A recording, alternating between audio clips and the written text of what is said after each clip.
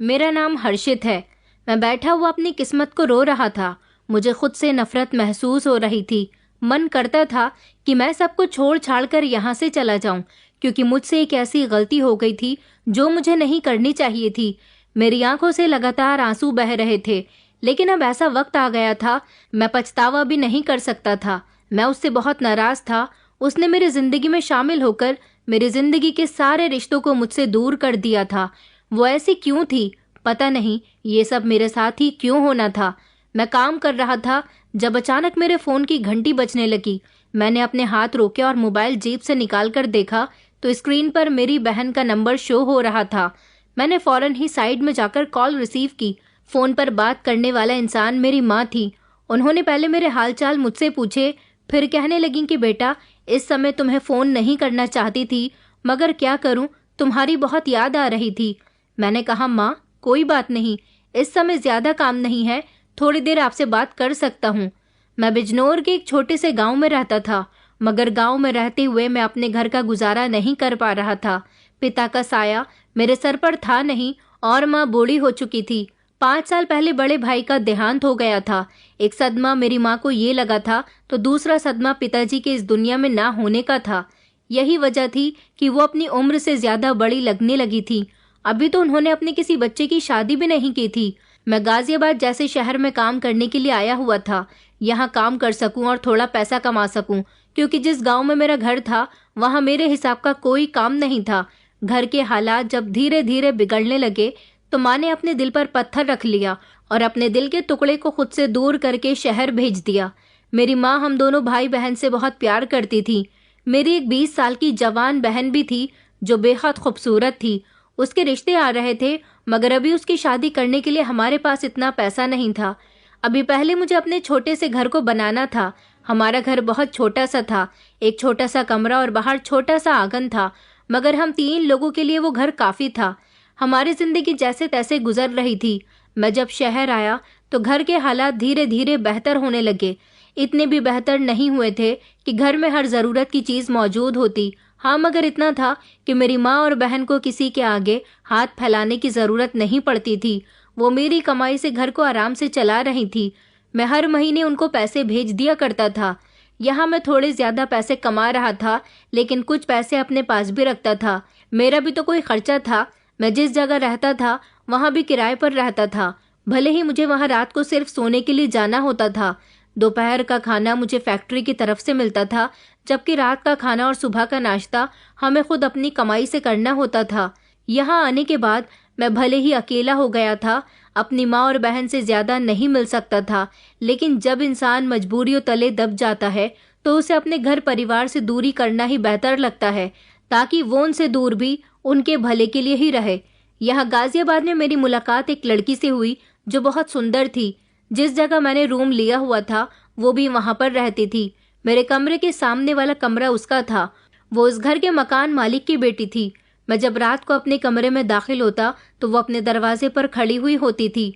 मुझे ऐसा लगता जैसे वो मेरे इंतजार में ही खड़ी होती है, क्योंकि मैंने देखा था कि जब भी मैं अपने कमरे के अंदर दाखिल होता या कमरे से निकलता तो वो मुझे बड़ी गौर गौर से देखती थी, और इसी को मैं मोहब्बत समझ बैठा था। एक दिन वो मुझे देखकर मुस्कुराने लगी तो मैं भी उसे देखकर मुस्कुरा दिया। मैं सूरत और शक्ल में बहुत अच्छा था। आजकल के लोग इंसान के काम से ज्यादा उसकी पर्सनालिटी पर फिदा होते हैं। मैं हमेशा साफ सुथरे कपड़े पहना करता था, स्मार्ट बनकर रहता था। 1 महीने में एक बार के लिए अपने अच्छे कपड़े जरूर खरीदता था। मुझे जब महीने की सैलरी मिलती तो मैं उनमें से थोड़े पैसे बचाकर पहले अपनी जरूरत का सामान लिया करता था। मुझे यहाँ पर काम करते हुए काफी समय गुजर गया था। हालांकि मेरी सैलरी भी बढ़ गई थी, मगर मैं अपने घर सिर्फ जरूरत के मुताबिक ही पैसे भेजता था।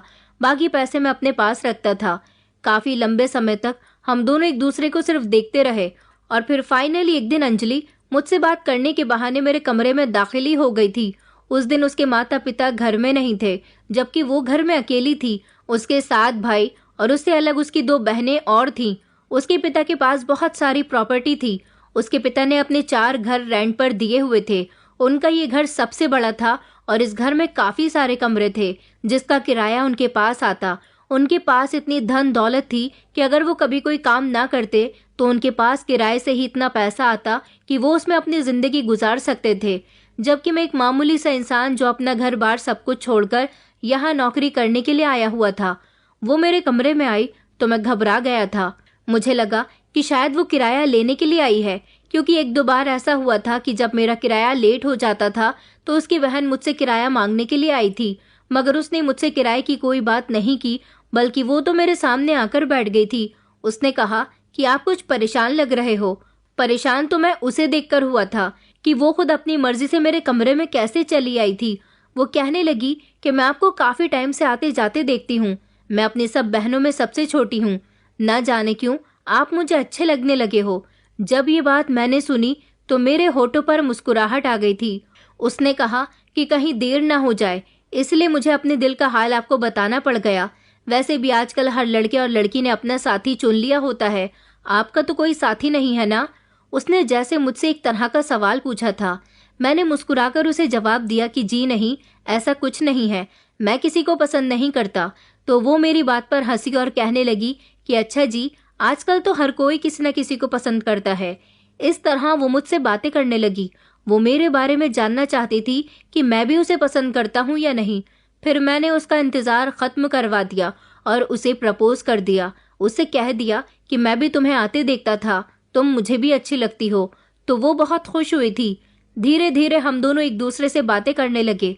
जब मैं शाम को फैक्ट्री से वापस आता तो वो अपने दरवाजे पर खड़ी हुई मुझे देख रही होती थी, और जब सुबह सुबह अपनी फैक्ट्री जाता तो तब भी वो मुझे देखने के लिए दरवाजे पर आ जाती थी। इस तरह हमारी मोहब्बत का सिलसिला चल निकला था। हम दोनों रात के समय एक दूसरे से फ़ोन पर भी बात करते, और अगर हमारा मिलने का मन करता तो हम एक एक करके छत पर चले जाते और वहां जाकर एक दूसरे से चोरी चुपके मिलते थे। इसी तरह दिन गुजरते जा रहे थे। मेरी मम्मी का रोज फ़ोन आता था। मैंने अपनी बहन को अपनी कमाई से कुछ पैसे भेज दिए थे और उससे कहा था कि तुम मोबाइल खरीद लेना। उसने मोबाइल खरीद लिया था, जिससे मुझे उन दोनों से बात करने में आसानी हो जाती थी। गांव के सारे ही लोग मेरी माँ को बहुत खुशनसीब कहते थे कि तुम्हें बहुत अच्छा बेटा मिला है, जो तुम्हारे घर के हालात सुधारने के लिए शहर तुमसे दूर रह रहा है। बेचारा बहुत मेहनती लड़का है। मेरी माँ को मुझ पर बहुत घमंड था। वो दुनिया की नज़रों से मुझे बचाकर रखना चाहती थी। उसे हमेशा मेरी फिक्र सताती रहती थी कि मैं यहाँ हूँ तो क्या कर रहा हूँ, कहीं मुझे कोई नुकसान तो नहीं पहुँच रहा, मैंने खाना खाया या नहीं। मेरी बहन भी ऐसी ही थी, बिल्कुल माँ की तरह मेरे लिए फिक्र करती थी। माँ के साथ साथ वो भी बार बार मुझसे पूछती थी कि भैया वहाँ तुम कपड़े कैसे धोते होंगे, भैया वहाँ तुम अपने लिए खाना कैसे बनाते होगे, भैया वहाँ होटल का खाना खाते खाते तुम्हारा पेट खराब तो नहीं होता। ये सारी फिक्र वाली बातें मुझे अपनी माँ और बहन के मुंह से सुनना बहुत अच्छी लगती थी। और अब तो मेरी जिंदगी में अंजलि भी शामिल हो गई थी। मैं 6 महीने में एक बार एक हफ्ते के लिए अपने गाँव चला जाता था। वैसे तो मेरे लिए यहाँ से अपने घर जाना कोई आसान बात नहीं थी, लेकिन मैं चाहता तो हर महीने भी वहाँ का एक चक्कर लगा सकता था, लेकिन ऐसा पॉसिबल नहीं था। इससे मेरे ही अपने काम का नुकसान होता था, जो कि मुझे बिल्कुल भी बर्दाश्त नहीं था। थोड़े से पैसों का नुकसान भी होता तो मुझे काफ़ी सारी परेशानी का सामना करना पड़ जाता था। अब तो मुझे अंजलि का साथ बहुत अच्छा लगने लगा था। अंजलि चोरी चुपके मुझसे बात करती थी। अंजलि के लगभग सारे भाई ही उससे बड़े थे।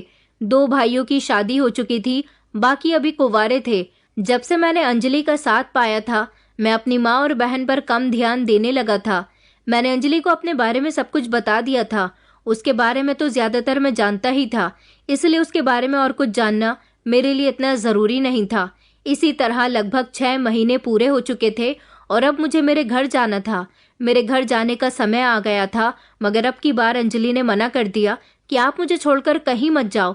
अगर आप यहाँ से चले गए तो मैं आपके बिना कैसे रहूँगी? मैं रोज़ आपको फैक्ट्री से आते जाते देखती हूँ, फिर मैं किसको देखूँगी? मैंने अंजलि का कहना मान लिया, जबकि उधर मेरी बहन और मेरी माँ न जाने कब से मेरा इंतज़ार देख रही थी।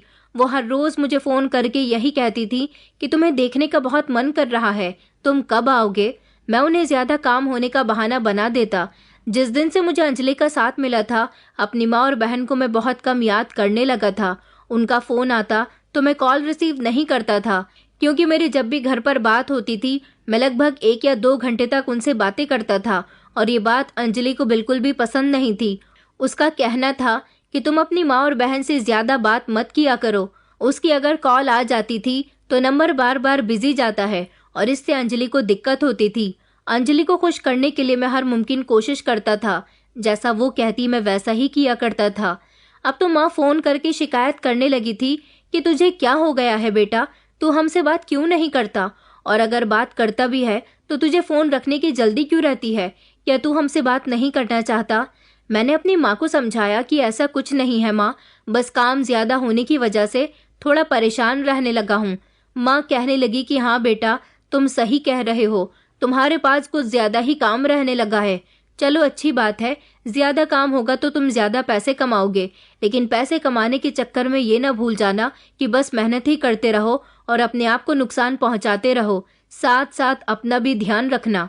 माँ ने मुझे फोन करके कहा था कि उन्हें कुछ पैसों की जरूरत है। उन्होंने मेरी बहन का रिश्ता तय कर दिया। लड़के वाले बहुत अमीर लोग हैं, वो भी हमसे ऐसी ही उम्मीद रखते हैं कि हम उनका लेन देन अच्छे तरीके से करें। इसलिए माँ काफी समय से मुझसे पैसे मांग रही थी, मगर मैं उन्हें पैसे देने के लिए तैयार नहीं था। मैंने माँ से कहा था कि आपको राखी का रिश्ता तय करने की इतनी भी क्या जल्दी आ रही थी। मैं राखी से उम्र में बड़ा हूँ, मुझे तो शादी की कोई जल्दी नहीं है, आपने मेरे लिए तो इतनी फिक्र नहीं की। माँ कहने लगी कि बेटा तुम कैसी बातें कर रहे हो, तुम्हारी शादी हम इसीलिए नहीं कर सकते क्योंकि तुम हमसे दूर रहते हो। तुम्हारी पत्नी यहाँ अकेली रहेगी और मैं नहीं चाहती कि मैं पति पत्नी को एक दूसरे से अलग कर दूं। बहन का अच्छे घर से रिश्ता आ गया, इसलिए उसका रिश्ता तय करने में देर नहीं की। वहां पर हमारी बेटी राज करेगी। अरे हम तो बहुत भाग्यशाली हैं कि इतने ऊंचे घर से हमारी बेटी का रिश्ता आया है। और रही तुम्हारी शादी की बात, तो तुम अपने लिए बहुत सारा पैसा कमाओ और मुझे अपनी सैलरी से थोड़े ज्यादा पैसे दो। राखी की शादी करने के बाद मैं तुम्हारी शादी का बंदोबस्त करूंगी। आखिर मुझे भी अपनी बहू लाने की बहुत जल्दी है, मगर क्या करूं, घर के हालात ज्यादा अच्छे नहीं हैं। मैं नहीं चाहती कि बहू ऐसी हालत में घर आए तो वो भी हमारी तरह परेशानियों का सामना करे। मैंने माँ से कहा था कि माँ मेरे पास पैसे नहीं हैं, अगर वो लोग खाली राखी से मतलब रखना चाहते हैं तो आप उसकी शादी उस घर में कर सकती हो, लेकिन अगर वो लोग अच्छे लेन देन की हमसे उम्मीद रखे हुए हैं तो ऐसा नहीं होगा। मेरे पास पैसों का पेड़ नहीं उग रहा कि मैं अपनी कमाई से जितना मुनाफा हो सारा मुनाफा आपको भेजता रहूं। आखिर मेरे पास क्या बचेगा। माँ कहने लगी कि बेटा तुझे याद नहीं कि तू पिछले 2 महीने से हमें पैसे नहीं भेज रहा। अब तो घर में भी परेशानी हो रही है, मगर मैंने अपनी माँ की कोई बात ना सुनी और गुस्से में अपना मोबाइल बंद कर दिया था। उस दिन से पहले कभी मैंने अपनी माँ से इस तरीके से बात नहीं की थी, बल्कि मैं तो उनसे हमेशा इज्जत और प्यार से बात किया करता था। मैं अंजलि की मोहब्बत में इतना दीवाना हो चुका था कि मैंने अपने घर पैसे भेजने भी बंद कर दिए थे। अंजलि को मैंने अपने बारे में सब कुछ बता दिया था। वो लगभग मेरे बारे में सारी ही इंफॉर्मेशन रखती थी। उसे ये तक पता था कि मैं अपने घर कितने पैसे भेजता हूँ और अपने पास कितने पैसे रखता हूँ और मैं कितने पैसे कमाता हूँ। हर महीने वो मुझसे किसी न किसी तरह के तोहफे की मांग करती थी और उसको खुश रखने के लिए मैं उसे महंगे से महंगा तोहफा दिलाया करता था, और इसी सब में मेरे पास पैसे खत्म हो जाते थे। उसके तोहफे इतने महंगे होते थे कि मैं अपने घर पैसे भेज भी नहीं पाता था। वो अपने घर वालों से चोरी छुपके मेरे साथ बाजार जाती और जिस सामान पर हाथ रखती मैं उसे दिला दिया करता था। एक दिन हम दोनों रात के अंधेरे में छत पर एक दूसरे से मुलाकात कर रहे थे जब अंजलि की माँ ने हम दोनों को एक साथ देख लिया। उन्होंने उसी समय अंजलि का हाथ पकड़ा और उसे छत से नीचे ले आई थी। मैं बहुत परेशान हो गया था कि ना जाने अब ये लोग अंजलि के साथ क्या करेंगे। मैं बार बार अपने दरवाजे में खड़े होकर अंजलि के दरवाजे की तरफ झांक रहा था, मगर 2 दिन तक अंजलि मुझे कहीं भी दिखाई नहीं दी थी। मैं बहुत परेशान हो गया था। मेरा काम में भी मन नहीं लग रहा था। मैं अंजलि से बहुत मोहब्बत करने लगा था। उसकी खातिर मैं कुछ भी कर गुजरने के लिए तैयार था। उस समय मैं फैक्ट्री में था जब अचानक अंजलि के नंबर से मुझे कॉल आई। मैंने उसकी कॉल रिसीव की। मैं घबरा गया। मैंने कहा, अंजलि पिछले 2 दिन से तुम कहाँ गायब हो? जब से तुम्हारी माँ ने हम दोनों को देखा है तुमने मुझसे बात करने की भी कोशिश नहीं की। मेरी बात सुनकर अंजलि फूट फूट कर रोने लगी। उसने कहा कि मेरे बारे में माँ को ये बात पता चल गई है। माँ ने मेरे पापा और भाइयों को ये बात नहीं बताई है क्योंकि वो बहुत अच्छी तरह से जानती है कि अगर उन्होंने उनको ये बात बता दी तो वो लोग जल्द ही मेरी शादी करवा देंगे, जबकि अभी मैं पढ़ाई कर रही हूँ। मेरी माँ चाहती है कि मैं मास्टर्स करूँ, लेकिन मेरा मास्टर्स कंप्लीट होने में अभी काफ़ी समय है और मुझसे पहले मेरे बड़े बहन भाइयों की भी शादी होनी है। माँ ने मुझे सख्ती से मना किया हुआ है कि मैं तुमसे बात ना करूं। माँ का कहना है कि अगर मैंने अब तुमसे दोबारा बात की तो वो पापा और भाइयों को सब कुछ बता देंगी, जिससे वो भी तुम्हें इस घर से निकाल देंगे और तुम्हारी अच्छी खासी मरम्मत भी हो जाएगी। मैं तुमसे बहुत प्यार करती हूँ, मगर माँ ने मुझ पर पहरे लगाए हुए हैं। अभी मैं तुमसे चोरी चुपके बात कर रही हूँ। देखो हर्षित, कुछ भी करो मुझसे शादी कर लो, मुझे यहाँ से भगा ले चलो। मेरे घर वाले तुमसे मेरी शादी कहीं से कहीं तक भी नहीं करवाएंगे। इस तरह हम दोनों अलग हो जाएंगे। मेरा मानना तो यह है कि हम दोनों यहाँ से भाग चलते हैं, तभी हम दोनों एक हो पाएंगे, वरना हम दोनों को एक दूसरे से दूरी ही बनानी पड़ेगी। अंजलि की बात सुनकर मैं घबरा गया। मैंने कहा, अंजलि, ये तुम क्या कह रही हो? ऐसा नहीं हो सकता। मैं इस शहर में नौकरी करता हूँ। मैं तुम्हें भगाकर कहाँ लेकर जाऊंगा? इस शहर में तो तुम्हारे भाई और पापा मुझे ढूंढ निकालेंगे। अंजलि कहने लगी कि पहले हम दोनों यहाँ से भागकर कहीं ऐसी जगह चलेंगे जहाँ हम दोनों शादी कर सके, और उसके बाद तुम मुझे अपने गांव लेकर चलना। वहाँ हम तुम्हारे घर में रहेंगे, और अगर तुमने मेरी बात नहीं मानी तो फिर तुम मुझसे बात मत करो। इस तरह तो हम दोनों के लिए एक दूसरे को भूलना ही बेहतर है। उसकी बात सुनकर मैंने उससे कहा कि अच्छा ठीक है, मैं सोचकर तुम्हें बताता हूँ, मुझे थोड़ा सा समय दो। मगर अंजलि ने कहा कि मैं तुम्हें समय नहीं दे सकती, मेरे पास समय नहीं है। मैं सिर्फ तुमसे शादी करना चाहती हूँ, तुमसे अलग नहीं रह सकती। अंजलि मुझसे इतनी नाराजगी जाहिर करने लगी थी कि मैं उसे भगाने पर मजबूर हो गया था। मगर मुझे डर इस बात का था कि मैं उसे यहाँ से गांव लेकर जाऊंगा तो मैं अपनी माँ को क्या जवाब दूंगा। माँ ने बड़ी उम्मीदों से मुझे यहाँ भेजा है। मैं तो बड़ा परेशान हो गया था। मुझे तो यहाँ इस फैक्ट्री में काम भी बड़ी मुश्किल से मिला था। अगर मैं यहाँ से चला जाता तो यहाँ पर मुझे काम भी दोबारा नहीं मिलेगा, बल्कि मैं यहाँ वापस भी कभी नहीं आ सकता था। दूसरी तरफ मैं अंजलि की नाराजगी भी बर्दाश्त नहीं कर पा रहा था। वो मुझसे बिल्कुल भी बात नहीं कर रही थी। मेरा उससे बात किए बिना दिल नहीं लगता था। अब मजबूरन मैंने उससे शादी करने का फैसला कर लिया था। रात के अंधेरे में हम दोनों वहां से भाग निकले थे, और फिर अगली सुबह उसके बाद हम दोनों ने कोर्ट मैरिज कर ली। मेरे कुछ दोस्तों ने मेरा साथ दिया था। फिर मैं अंजलि को अपने साथ लेकर अपने गांव चला गया। जैसे ही मैंने घर का दरवाजा बजाया तो मेरी बहन ने घर का दरवाजा खोला था। मेरी बहन मुझे देखकर दंग रह गई थी, क्योंकि मैं घर में अकेला नहीं आया था, बल्कि मेरे साथ अंजलि को देखकर उसकी आंखें फटी की फटी रह गई थी। वो कंफ्यूज हो गई थी कि मेरे साथ ये लड़की कौन है। मैं अंजलि को लेकर घर के अंदर दाखिल हुआ। माँ बाहर आंगन में ही बैठी हुई थी। माँ ने भी मुझे देखा तो वो मुझे देखकर बहुत खुश हुई थी, मगर जैसे ही उनकी नजर अंजलि पर गई तो वो मुझसे ढेर सारे सवाल करने लगी। मैंने उनको शर्मिंदा होते हुए अपने और अंजलि के बारे में सब कुछ बता दिया था।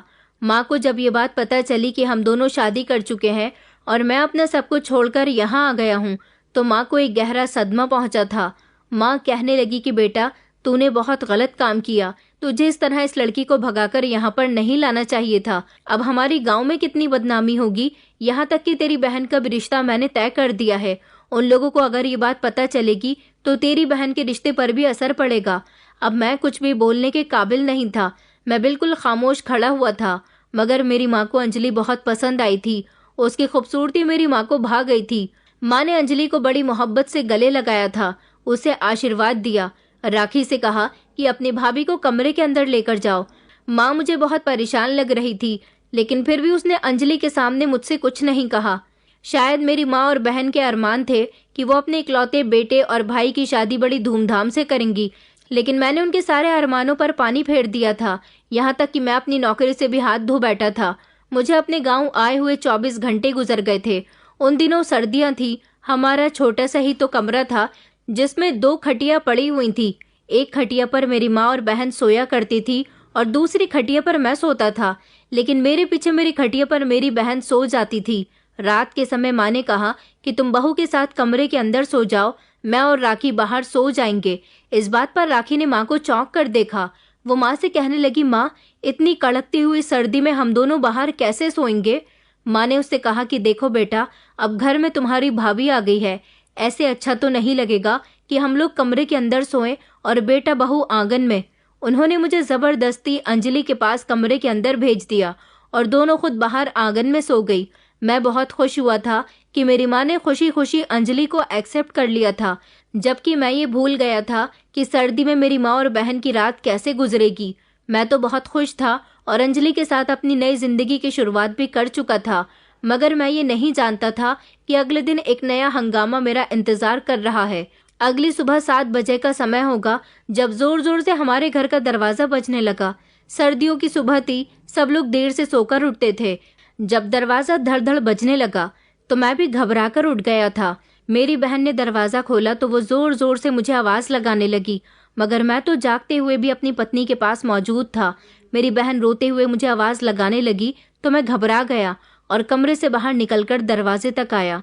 ये देखकर मैं बहुत डर गया था कि दरवाजे पर तो अंजलि के पापा और उसके भाई मौजूद थे। उन लोगों के हाथ में बड़ी बड़ी बंदूकें थी। वो लोग मुझे और अंजलि को तलाश करने के लिए यहाँ पर आए थे। मैं डर की वजह से भागकर घर के अंदर दाखिल होने लगा, मगर उन्होंने मुझे पकड़कर पीटना शुरू कर दिया। मेरी माँ और बहन जोर जोर से चिल्ला रही थी, लेकिन जब अंजलि घर के बाहर आई तो उसने भी अपने भाइयों को खामोश करवाने की बहुत कोशिश की, मगर कोई भी रुकने के लिए तैयार नहीं था। उसके पापा का कहना था कि हम तुम दोनों को यहीं जान से मार देंगे। तुम्हारी हिम्मत कैसे हुई हमारी इज्जत के साथ खेलने की। अंजलि अपने पापा को ये बात बता चुकी थी कि हम दोनों शादी कर चुके हैं। ये बात सुनकर तो उन्हें और भी गुस्सा आया और उन्होंने बंदूक मेरे सर पर तान दी। मेरी माँ का तो जैसे कलेजा बाहर निकल आया था। वो अपना सीना पीट पीट कर रो रही थी कि मेरे बेटे को छोड़ दो, जबकि मैं भी उनके आगे हाथ जोड़कर खड़ा था। कह रहा था कि मैं आपकी बेटी से बहुत प्यार करता हूँ, उसे बहुत खुश रखूंगा। आसपास काफी लोग इकट्ठा हो गए थे। एक अजीब तरह का तमाशा लग गया था। मेरी जान पर बनाई थी, मगर कोई मुझे बचाने के लिए नहीं आ रहा था। इतनी ही देर में हमारे गांव के बड़े अमीर जमींदार राणा जी आ गए। उन्होंने कहा कि ये क्या तमाशा लगाया हुआ है, आखिर कौन है ये लोग जो हमारे गांव में घुसकर गुंडागर्दी कर रहे हैं। किसकी इतनी हिम्मत कि हमारे गांव के लोगों के साथ जबरदस्ती मारपीट करने लग जाएं। अंजलि के पिता और भाइयों ने राणा जी को पूरी बात बताई। वो बात सुनने के बाद कहने लगी, अच्छा तो ये बात है। उन्होंने वहां पर इकट्ठे सारे लोगों को वहां से भगाया और कहा कि ये बात प्यार से भी तो हो सकती है। अब तो दोनों ने शादी कर ली है, अब आखिर तुम लोग क्या चाहते हो। उन्होंने कहा कि हम इन दोनों को जान से मार देंगे। हमारे यहाँ किसी ने मोहब्बत की शादी नहीं की, हम मोहब्बत की शादी के सख्त खिलाफ हैं। उधर मेरी माँ और बहन बुरी तरह से रो रही थी। मेरी माँ रोते हुए राणा जी के पैरों में गिर गई और कहने लगी कि राणा जी कुछ भी करके मेरे बेटे को बचा लो, ये लोग मेरे बेटे को मार देंगे। राणा जी की नजर अचानक मेरी जवान बहन पर चली गई। राखी को देखकर उनकी आंखें उस पर टिक गई थी। मेरी बहन एक ऐसी लड़की थी जो घर से ज्यादा बाहर कभी नहीं निकलती थी। वो बहुत शरीफ और खूबसूरत लड़की थी। आज हालात ही ऐसे बन गए थे कि मेरी माँ, बहन और पत्नी बीच सड़क पर खड़ी होकर रो रही थी, सिर्फ मेरी खातिर।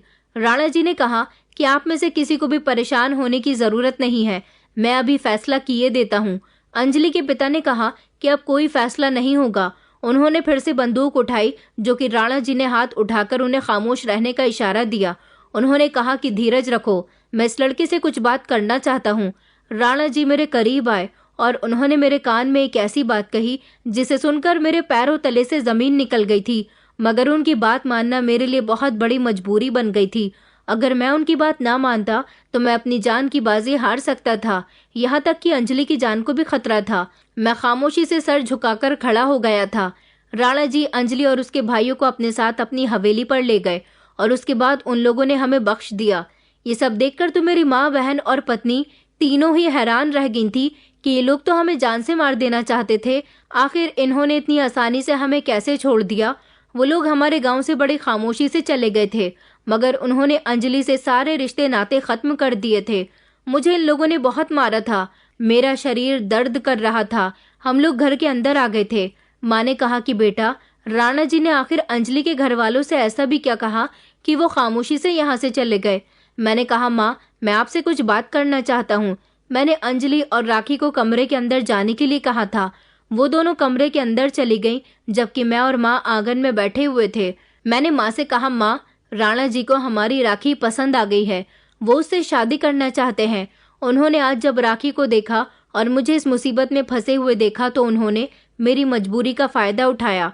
उन्होंने मुझसे कहा कि अगर तुमने अपनी बहन का हाथ मेरे हाथ में दे दिया तो मैं इन लोगों को पैसों का लालच देकर इन्हें यहाँ से भेज दूंगा। ये लोग कभी तुम्हारे पीछे नहीं पड़ेंगे और तुम अपनी पत्नी के साथ हंसी खुशी जिंदगी गुजार सकोगे। ये कहकर मैं खामोश हो गया था और मैंने अपना सर झुका लिया था। माँ ने मुझे चौंक कर देखा और कहने लगी, तो फिर क्या, तुमने राणा जी की बात मान ली? मैंने इस बात पर कोई जवाब नहीं दिया। माँ ने जोर से कहा कि बताओ ना, क्या तुमने उनकी बात मान ली?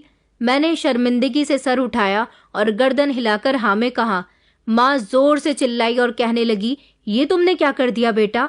मेरी मासूम सी बच्ची का सौदा कर दिया। मेरी बेटी की उम्र और उस जमींदार की उम्र में बहुत अंतर है, जबकि वो तो जवान बेटे का पिता है। उसकी इतनी हिम्मत भी कैसे हुई मेरी बेटी पर नजर डालने की? उन्होंने कहा कि बेटा, तुमने ये बिल्कुल भी अच्छा नहीं किया। तुमने अपने स्वार्थ के लिए मेरी बेटी का सौदा उस आदमी से कर दिया। मैंने कहा, माँ, तो फिर मैं क्या करता? एक राणा जी ही तो थे जो मुझे अंजलि के पिता और उसके भाइयों से बचा सकते थे। आज अगर मैं ये कदम न उठाता तो आप मेरी लाश के सामने बैठी हुई रो रही होती। कल राखी को तैयार कर देना, राणा जी उससे शादी करके उसे अपने साथ ले जाएंगे। मैं ये कहकर माँ के पास से उठकर घर से निकल आया था। ये बात मेरी बहन को पता चली तो वो भी बिलख बिलख कर रोई थी, जबकि अंजलि का कहना था कि तुमने बिल्कुल ठीक किया।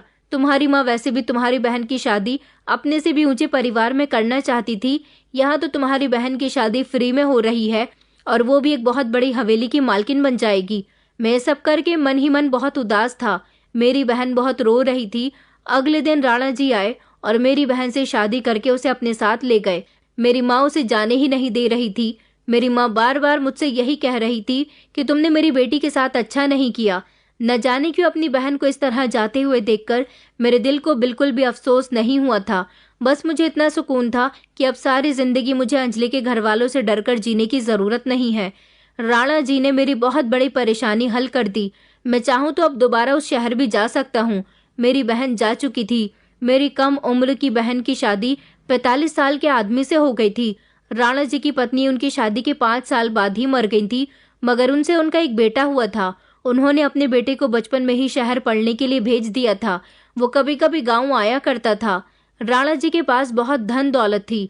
धन दौलत की कमी तो अंजलि के परिवार वालों के पास भी नहीं थी, मगर कहते हैं ना कि इंसान के पास जितना पैसा होता है वो पैसे के लिए उतना ही ज्यादा लालची हो जाता है। राणा जी ने मेरे ससुराल वालों को इस बात को खत्म करने के पूरे 5 लाख रुपए दिए थे। जिस दिन से राखी घर से गई थी, माँ ने तो जैसे खाना पीना ही छोड़ दिया था। माँ हमेशा यही कहती थी कि मेरी बेटी का ना जाने वहाँ क्या हाल हो रहा होगा। हम दोनों पति पत्नी कमरे के अंदर सोते, जबकि माँ कड़कती ठंड में भी कमरे के बाहर ही सोया करती थी। फिलहाल के लिए तो मैंने गांव में ही छोटी मोटी नौकरी का बंदोबस्त कर लिया था, लेकिन मैंने सोच लिया था कि मैं कुछ दिनों बाद यहाँ से शहर चला जाऊंगा अपनी पत्नी को लेकर और वहां पर नौकरी करूंगा। इधर घर में मेरी पत्नी मेरी माँ के साथ अच्छा सुलूक नहीं करती थी। वो मेरी माँ से घर का सारा काम करवाया करती थी। सर्दी में खुले आंगन में रहकर मेरी माँ धीरे धीरे बीमार रहने लगी थी। ऊपर से उन्हें अपनी बेटी का गम सताया हुआ था।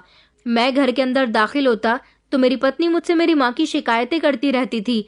जब मैं माँ से कुछ कहता तो माँ कहती कि तुम्हारी पत्नी झूठ बोल रही है। बेटा, मैं बूढ़ी औरत तुम्हारी पत्नी से भला क्या कह सकती हूँ? ये तो मुझसे जैसा कहती है मैं कर लेती हूँ। घर के सारे काम भी मैं ही करती हूँ। यहाँ तक कि बहू मुझे खाना भी नहीं देती। भूखी प्यासी रहती हूँ।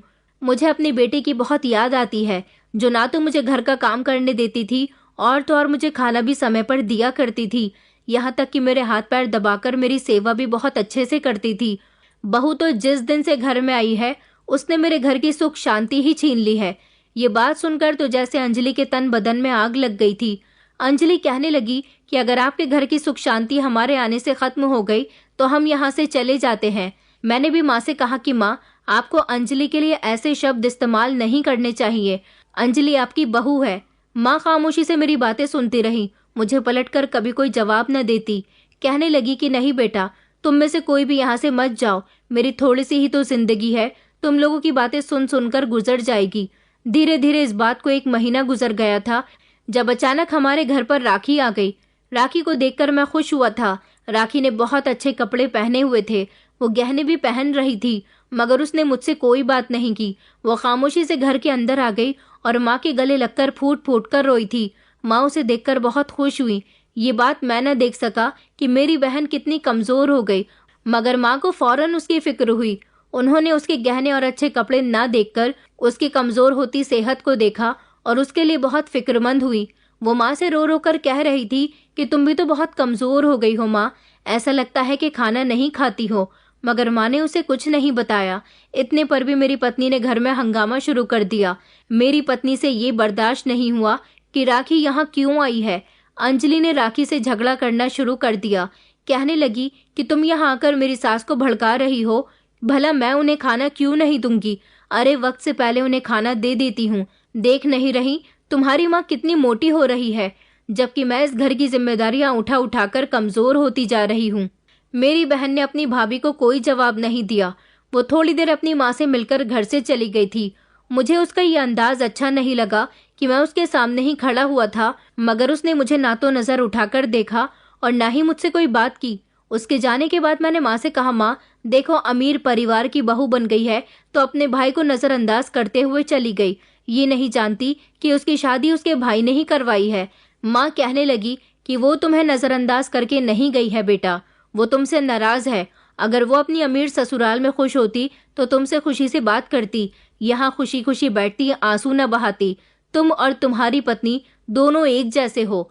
माँ कहने लगी कि बेटा तुम तो बहुत अच्छे थे। कभी एक वक्त ऐसा भी था जब तुम अपनी माँ और बहन की तकलीफ को बिना कहे समझ जाते थे, मगर अब तो तुम्हें किसी की भी तकलीफ नहीं दिखाई देती। कभी कभी माँ की बातें मुझे बहुत चुभती थी। अब माँ दिन ब दिन बीमार रहने लगी थी। इतनी बीमार रहने लगी थी कि उनको ज्यादा बुखार और खांसी हमेशा रहता था। रात को जब हम दोनों पति पत्नी कमरे के अंदर सोते तो वो जोर जोर से खांसती थी। उनके खांसने से अंजलि को सारी रात नींद नहीं आती थी, और तो और मुझे भी माँ के इलाज पर काफी सारा पैसा खर्च करना पड़ रहा था। सच कहूँ तो मैं भी अपनी माँ से अब तंग आ गया था। माता पिता अपने बच्चों के लिए किसी भी परेशानी से लड़ जाते हैं, मगर जब माता पिता किसी परेशानी में होते हैं तो बच्चे उनका साथ नहीं देते, बल्कि माता पिता उन्हें बोझ लगने लगते हैं। या फिर ये कहें कि मैं पूरी तरह से अपनी पत्नी के कहने में था। अपनी माँ की कोई परेशानी मुझे दिखाई ही नहीं देती थी। मेरी पत्नी के खर्चों में अभी भी कोई कमी नहीं थी। मैं जितना कमा कर लाता उसमें से आधे पैसे वो अपने पास रखती थी। मेरी बहन जो अपनी शादी के बाद सिर्फ एक बार यहाँ पर आई थी, ना तो मैं पलटकर कभी उसके ससुराल गया था ये देखने के लिए कि वो कैसे रह रही है। बस मैं तो इतना जानता था कि राणा जी के घर में वो राज कर रही होगी। राणा जी की उम्र है तो क्या हुआ, राणा जी हैं तो बहुत अमीर इंसान, गांव की ढेर सारी जमीनें उनके पास हैं। मेरी माँ दिन रात रोती रहती, हमेशा राखी को याद करती रहती थी। इधर मेरी पत्नी थी कि हर दूसरे तीसरे दिन मेरी माँ को खरी खोटी सुनाती रहती थी। वो इतनी जोर जोर से बोलती थी कि आसपास भी उसकी आवाज जाती थी, मगर मेरी माँ उसकी हर बात खामोशी से बर्दाश्त करती थी। एक दिन मेरी माँ बहुत बीमार हो गई। बार बार मुझसे कहने लगी कि बेटा मेरी दवाई ला दे। मुझे ऐसा लगता है जैसे मुझ में अब जिंदगी नहीं है, मगर मैं खुद माँ को डॉक्टर के नहीं लेकर गया, बल्कि उन्हें थोड़े से पैसे दे दिए और कहा कि आप खुद जाकर दवाई ले आओ। माँ ने जब पैसे खोल कर देखे तो कहने लगी कि बेटा ये तो 50 रुपए हैं, 50 रुपए में मेरी दवाई नहीं आएगी। इतने में ही अंजलि बोल पड़ी और उसने कहा कि आप तो ना जाने कैसी माँ है। जब आपका बेटा आपको ढेर सारी रकम भेजता था तब आपने अपने बुरे वक्त के लिए कुछ जोड़कर नहीं रखा, बस सारे पैसे उड़ाती रही। अब तो यही पैसे हैं, उनकी ही दवाई लेकर आनी है तो ले आओ, वरना ये भी वापस दे दो। वैसे भी अब आप जीकर क्या करोगी, आपकी काफी उम्र हो गई है, बच्चों की शादियां देख ली हैं, बस इंसान की इतनी ही उम्र होनी चाहिए। ये बात सुनकर जैसे मेरी माँ को बहुत गहरा सदमा लगा था। इस समय उनकी आंखों में नमी आ गई थी। हालांकि ये बात मुझे भी बहुत बुरी लगी थी। मैंने अंजलि को घूर कर देखा तो वो खामोश हो गई थी। मेरी माँ खामोशी से बिस्तर से उठी और घर से दवाई लेने के लिए निकल गई। उस दिन वो इस तरह दवाई लेने के लिए निकली कि फिर कभी वापस ही न आई, बल्कि उसके मरने की खबर आई। गांव के कुछ लोग उसकी लाश को लेकर घर आए। उन्होंने बताया कि तुम्हारी माँ की ट्रेन से कटकर मौत हो गई।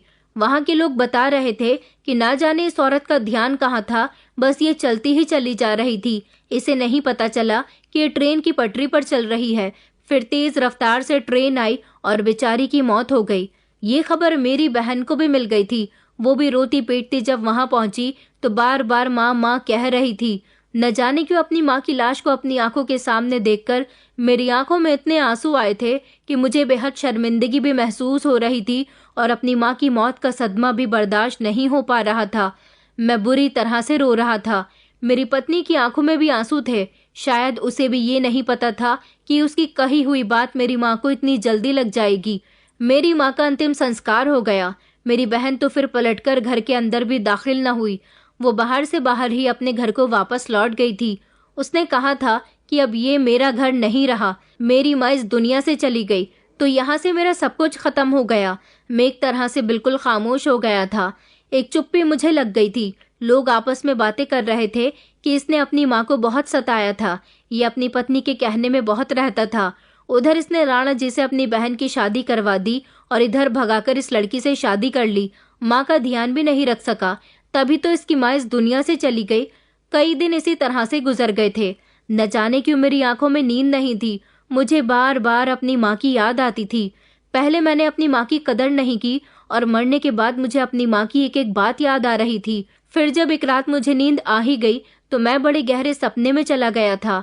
मेरी माँ आंखों के सामने बैठी थी और मेरे आगे रो रही थी और कह रही थी कि तूने मेरी बेटी के साथ ठीक नहीं किया।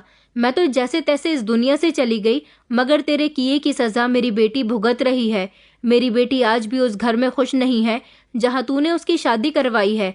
देखना, वो तुझे कभी माफ नहीं करेगी। उसकी आह तुझे जरूर लगेगी।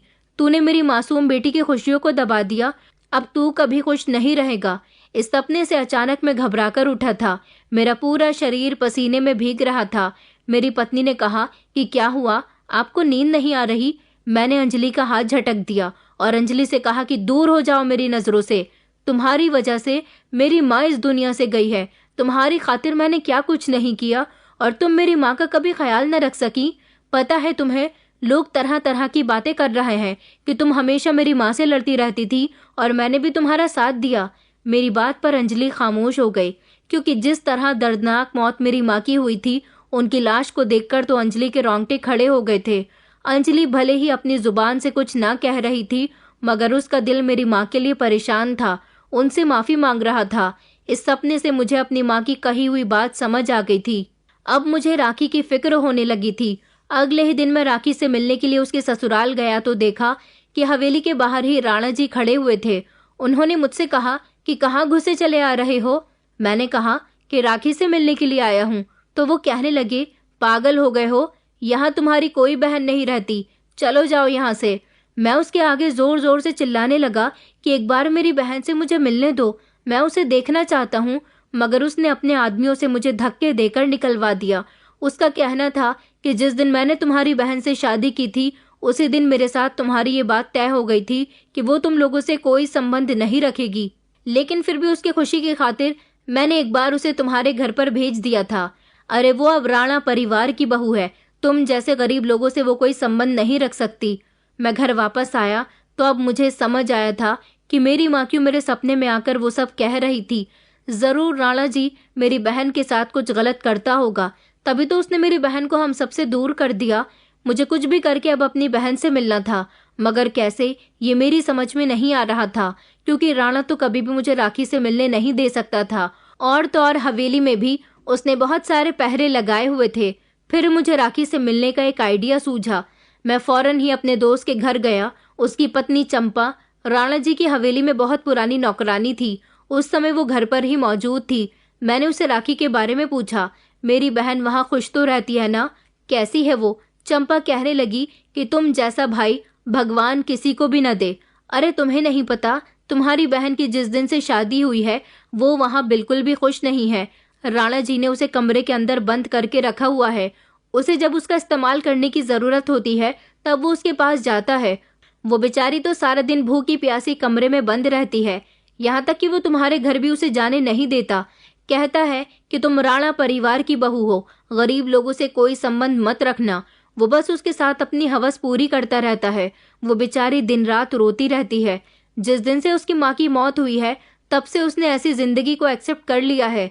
अब वो खुद भी तुमसे नहीं मिलना चाहती, और तो और उसके मन में अब कोई इच्छा नहीं है। उसकी जिंदगी जैसी गुजर रही है वो वैसे ही हालातों को स्वीकार कर चुकी है। बेचारी एक दिन इसी तरह से तड़प तड़प कर मर जाएगी। चंपा की बात सुनकर मेरी आंखों में आंसू आ गए थे। मेरी गलती की सजा सच में मेरी बहन भुगत रही है।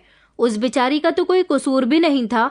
मुझे नहीं पता था कि राणा मेरी बहन के साथ ये सुलूक करेगा, वरना मैं कभी भी अपनी बहन की शादी उसके साथ न करता। मगर उस समय मुझे अपनी जान की परवाह थी। जल्दबाजी का फैसला हमेशा गलत होता है। मेरे जल्दबाजी के फैसले ने मेरी बहन की जिंदगी बर्बाद करके रख दी। मैं चंपा के आगे हाथ जोड़ने लगा। और कहने लगा कि चंपा, अब तुम कुछ भी करो, मेरी बहन को वहां से निकालो। मेरी बात सुनकर मेरा दोस्त और चंपा कहने लगे कि तुम नहीं जानते राणा जी कितने खतरनाक आदमी हैं। अगर उन्हें पता चल गया कि तुम उसकी पत्नी को यहाँ से लेकर जाना चाहते हो तो वो तुम्हें कभी भी नहीं छोड़ेगा। मैंने कहा, लेकिन अगर मेरी बहन उसके घर में रही तो वो मर जाएगी और मैं अपनी बहन को मरते हुए नहीं देख सकता। मैं अपनी गलतियों की वजह से अपनी माँ को तो खो चुका हूँ, मगर अपनी बहन को नहीं खो सकता। मैंने कहा, चंपा, तुम्हें ही अब कुछ करना होगा। चंपा कहने लगी, मगर मैं क्या करूं और तुम उसे कहाँ लेकर जाओगे और कैसे? मैंने कहा कि बस जैसे जैसे मैं तुमसे कहूँ तुम वैसा ही करती रहो। मगर चंपा मेरी बात मानने के लिए तैयार न थी। चंपा ने तो मुझे यहाँ तक बताया कि तुम्हारी बहन ने एक बार भागने की भी कोशिश की थी तो राणा जी ने उसे बहुत मारा था। वो कह रही थी कि वो उसे छोड़ दे। राणा का कहना था कि वो उसे छोड़ देगा मगर उतनी ही रकम उसे दे दें जितनी कि उसने तुम्हारे भाई को बचाने के लिए उसके ससुराल वालों को दी थी। बस ये बात सुनकर बेचारी राखी खामोश हो जाती थी। जब ये बात मुझे चंपा ने याद दिलाई तो मैंने चंपा को भी पैसों का लालच दिलाया, मगर चंपा पैसों के लालच में नहीं आ रही थी। उसे अपनी जान की परवाह थी। मैंने उसके आगे हाथ जोड़ दिए, उसके पैर पकड़ने लगा, उसके आगे रोने लगा। तब जाकर वो मेरी बात मानी थी, क्योंकि उसे भी मेरी बहन से हमदर्दी हो रही थी। कई दिनों तक चंपा मेरी बहन को वहां से निकालने की कोशिश करती रही, मगर हर बार वो नाकामयाब रही। इस दौरान मैं अपनी पत्नी से कोई बात नहीं करता था, बल्कि मेरी पत्नी मुझसे अपने किए की माफी मांगती थी। मेरा बस चलता तो मैं अपनी पत्नी को डिवोर्स दे देता, लेकिन मैं ऐसा भी नहीं कर सकता था। मैं उसे शादी करके उसे भगाकर यहाँ लाया था। भला मैं उसे बेसहारा कैसे कर सकता था? और इस सब में सिर्फ उसकी ही गलती नहीं थी, बल्कि मैंने भी बराबर से गलतियां की थी। लेकिन अब गलतियों का एहसास करने का कोई फायदा नहीं था। एक रात चंपा ने वहां से मेरी बहन को निकालने का प्लान बनाया। उसने पहले तो मुझसे नींद की दवाई मंगवाई। मैंने उसे वो दवाई लाकर दे दी। वो नींद की दवाई हवेली लेकर चली गई। उसने खामोशी से रात के खाने में नींद की दवाई मिला दी। यहाँ तक कि वही खाना उसने नौकरों को भी खिलाया। वो खाना खाने के बाद राणा जी और उसके घर का एक एक नौकर गहरी नींद में सो गए थे। चंपा के पास बहुत अच्छा मौका था। चंपा ने राखी को जाकर कमरे से निकाला और उसे वो वहां से भगाकर मेरे पास लेकर आ गई थी। मैं उस समय गांव की चौक में खड़ा था, जहां से शहर का रास्ता गुजरता था। चंपा के लिए ये सब करना बहुत मुश्किल था, लेकिन अपना लालच पूरा करने की खातिर लोग क्या क्या नहीं करते। चंपा मेरे पास राखी को ले आई थी। राखी मुझे देखकर मेरे गले से लगकर फूट फूट कर रोई थी, क्योंकि मैं अपनी बहन को उस नर्क से निकालने में कामयाब हो गया था। चंपा ने राखी को सब कुछ बता दिया था कि किस तरह उसके भाई ने उसे निकालने के लिए चंपा से कहा। राखी बहुत रो रही थी। अंजलि ने भी राखी से माफी मांग ली थी। उसने कहा कि तुम्हारे और माँ जी के साथ जो कुछ भी हुआ वो मेरी वजह से हुआ है। मैं बहुत स्वार्थी हो गई थी, बहुत घमंडी हो गई थी, मगर माँ जी की मौत मेरे लिए भी एक हादसा साबित हुई, जिसने मुझसे मेरी गलतियों का एहसास करवा दिया। मैंने राखी से कहा कि अब तुम्हें रोने की जरूरत नहीं है, मैं तुम्हें यहाँ से बहुत दूर ले जाऊंगा। ये राणा भी तुम्हारा कुछ नहीं बिगाड़ सकेगा। और इस तरह मैं अपना घर बार छोड़कर राखी और अपनी पत्नी को लेकर शहर आ गया था। अब की बार मैं गाजियाबाद नहीं गया था, बल्कि मुंबई आ गया था। मैंने अपना घर चंपा को देने का वादा किया था। तभी उसने मेरी बहन को राणा के घर से निकालने का काम किया। जब राणा और उसके नौकर होश में आएंगे तो वो खुद अंदाजा लगा लेंगे कि उनके गहरी नींद में सोने से राखी वहां से निकलकर भाग गई। वो घर मैंने अपने दोस्त और चंपा को सौंप दिया। चंपा और मेरा दोस्त राणा जी के डर से उस घर में नहीं रहेंगे, मगर कानूनी तौर पर वो घर उनका हो चुका है। मैंने कानूनी कार्यवाही के बाद ही उन दोनों को अपना घर सौंप दिया और अपनी बहन को लेकर शहर आ गया।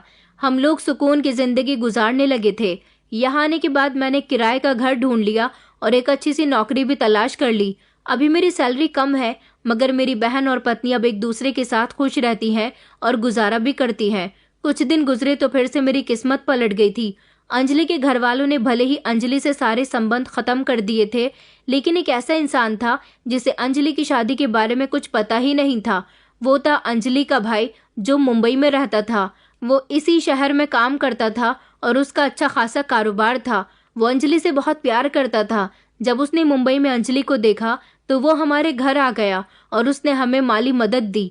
यहाँ तक कि उसने मुझे भी अच्छी नौकरी पर लगवा दिया। मैं अंजलि के भाई का बहुत शुक्रगुजार हूँ। कुछ दिन गुजरे तो अंजलि के भाई ने मेरी बहन राखी से शादी करने की डिमांड की। वो कुंवारा था। उसने कहा कि उसे मेरी बहन पसंद आ गई है।